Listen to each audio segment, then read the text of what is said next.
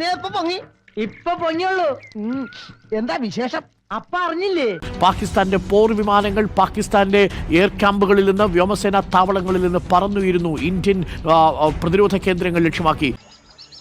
ഒരടിക്ക് കോളുണ്ടെന്നല്ലേ കേളപ്പെട്ട അശരീരിയേട്ടാ.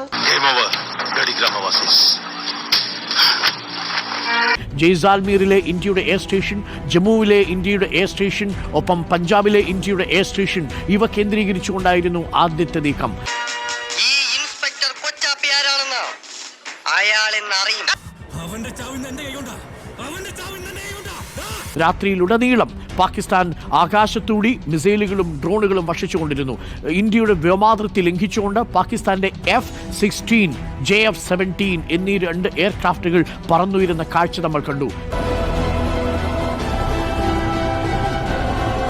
എന്തു സംഭവിച്ചു?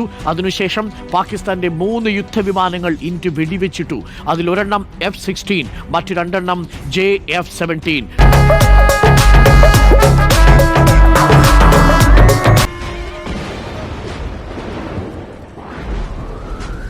കൂടാതെ ഒരു അവാക്സ് എന്ന് പറയുന്ന പാകിസ്ഥാൻ വളരെ പ്രധാനപ്പെട്ടതായി അവരുടെ ഡിഫൻസ് സിസ്റ്റത്തിൽ കരുതുന്ന സീ ഓൺ ദ സ്കൈ എന്നവർ കരുതുന്ന അവരുടെ ഏവിയേഷൻ മെക്കാനിസം, അവരുടെ ഏവിയേഷൻ സംവിധാനം, ആ അവാക്സിനെ കൂടി അത് റഡാർ, എയർലി റഡാർ നിയന്ത്രിതമായിരിക്കുന്ന അവാക്സ് സിസ്റ്റമാണ്. ഇത് 4 എണ്ണമാണ് തകർത്തത്. 3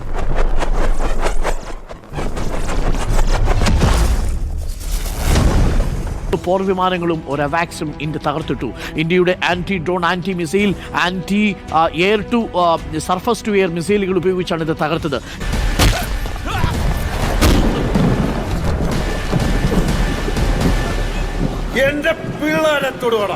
മാത്രമല്ല ഇന്ത്യയുടെ അതിർത്തി കടന്ന് പാകിസ്ഥാൻ വന്നു എന്നതിന് തെളിവായി 2 പാക് പൈലറ്റുമാരെ ഇന്ത്യ പിടികൂടുകയും ചെയ്തിട്ടുണ്ട്.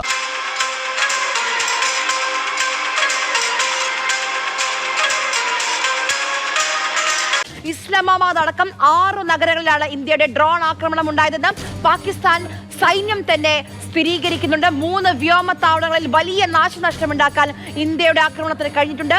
പ്രതിരോധം മാറി പ്രത്യാക്രമണം, അതാണ് ഇപ്പോൾ ഇന്ത്യൻ ലൈൻ.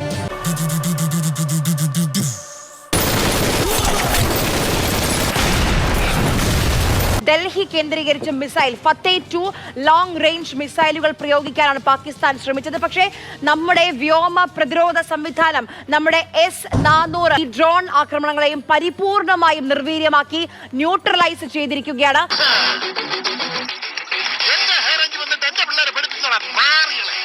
ഇതോടെ നിർത്തിക്കലാല്ലേ? ரொம்ப தூரம் போயிட்டேன். ஃபுல்லா முடிச்சிட்டு தான் திரும்பி வர முடியும்.